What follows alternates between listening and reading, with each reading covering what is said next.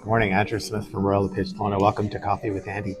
It is January 13th, Tuesday, January 13th, 2025.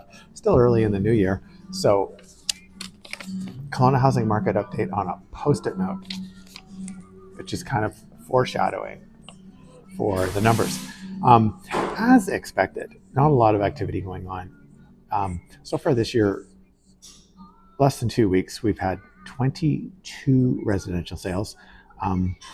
That's identical to what we had at this point in 2025. So nothing out of the ordinary. We're right where we're supposed to be. The only highlight last week was Lake Country. Lake Country had 3 sales, including one for 5.8 million and another one between $1 and $2 million. So Lake Country was just popping.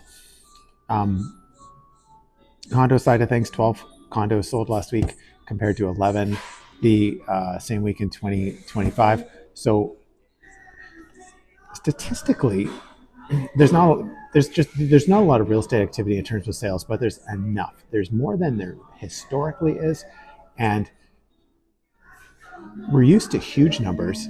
But if you're a seller right now, the odds are just in your favor. The number of listings are as low as they're going to be all year at the beginning of the year because people just haven't come out from hibernation and listed their houses in the numbers that they're going to in April and May, which they always do.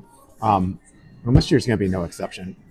So right now, mid-January, you just don't have the competition. If you're a buyer, you really, I guess, have time on your side, and you can put that decision off until there's a lot more selection, but you're going to be competing with a lot more buyers.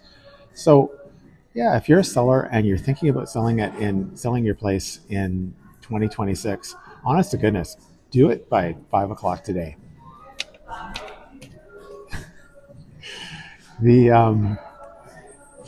almost didn't. It's almost. I'm not going to say pointless to do a weekly housing market update when there's not a lot of numbers, but I really wanted a coffee, and so it's nice to get out, get outside, get parking, and sit in a cool coffee shop listening to. We listened to Oasis this morning. It was boom, boom, boom, 1, 2, 3 in a row. It's it's kind of artsy. We're an analog coffee, and not a lot of coming and going. There's a guy playing chess down there. They limit you to 2 hours here, and I think people take the 2 hours.